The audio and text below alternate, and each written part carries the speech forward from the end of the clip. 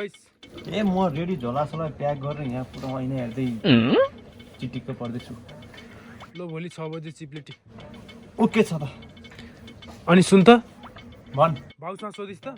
बाउसँग के सोध्नु पर्यो यार, बाउले त ल बाउ म मनाङ जाँदैछु भनियो, हिँड्नियो, झोला बोक्नियो, द्यासी कुरै सकियो नि भने।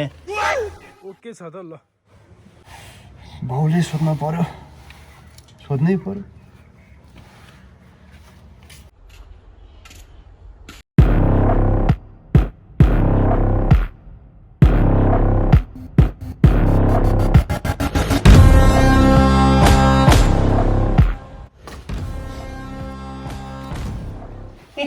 मेरो बाउ त संसारको सबभन्दा यति राम्रो मान्छे मेरो बा, खोजेरै भेटाइँदैन क्या मेरो बा जस्तो मान्छे त। यतिमा मेरो बा जस्तो मान्छे यो हो एकदम कलकलाउने ज्ञान सटक्क परेको एकदम अनुशासित, जे भने पनि मैले हुन्छ यति माया गर्ने बा त मैले कहीँ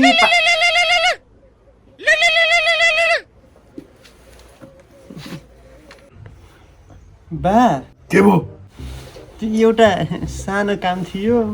काम भयो गर्नु त जा। हस् बा, यो कुर्सी चाहिँ तेरो बाउले हार लान्छ? मै लान्छु।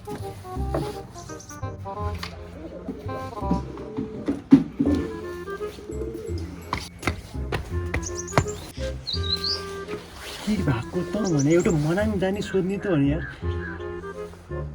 के डराउनु पर्यो बाउ छ बढी भयो बढी गालामा हाल्ला नि, कि नजा भन्ला नि, त्योभन्दा बढी केही भन्दैन कि। कहाँ जान्छु? मनाङ। बा मलाई जान मन लाग्यो मनाङ। कहाँ जाने हो? मनाङ जाने भन्न, त्यति गरेर भनिदिए बढी बढी नो भन न त के भन्दैन, हिम्मत गरेर भन्छ।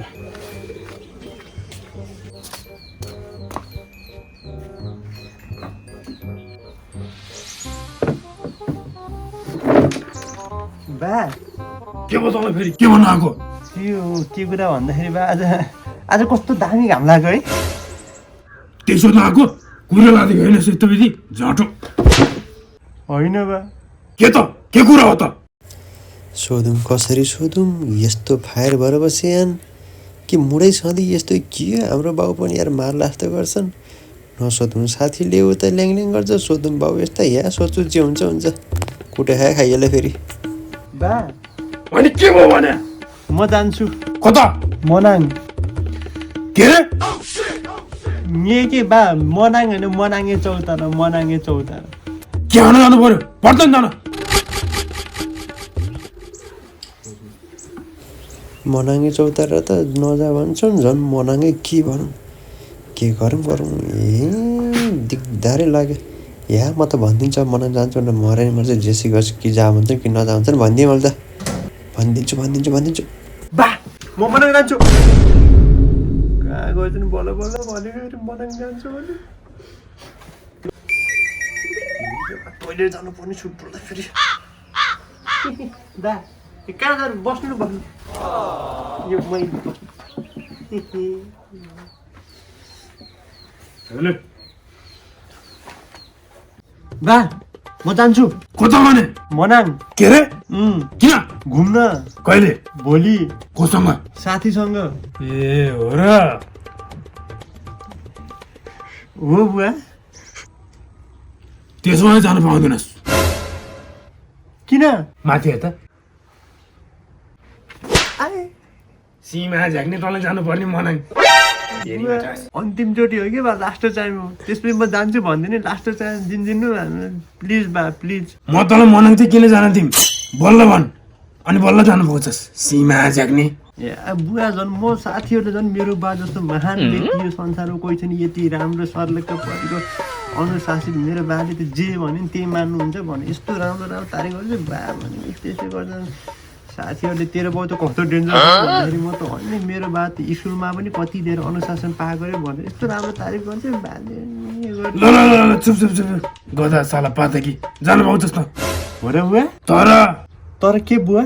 तर आज दिनभरि तैँले दाउरा चिर्ने, भगारो सोर्ने, बाँझोबारी खन्ने, अनि बल्ल त जानु पाउँछस्। अनि घरको सिरी लाउने। हुन्छ बुवा, म सबै गर्छु।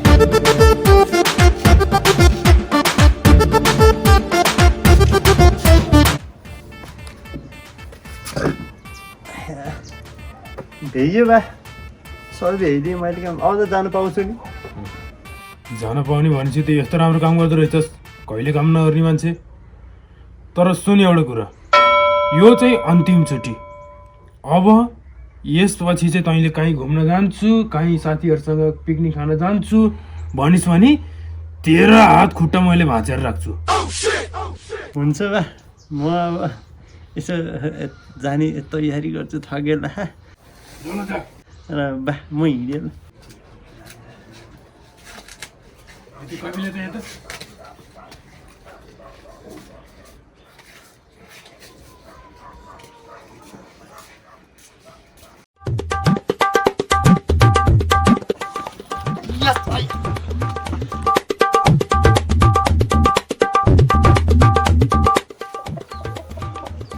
हेलो म जाने भयो अब भोलि बिहान 6 बजे होइन त ल रेडी भएर आउँछु म ल कङ्ग्रेचुलेसन तर प्लान चाहिँ क्यान्सल भयो है हाम्रो सबको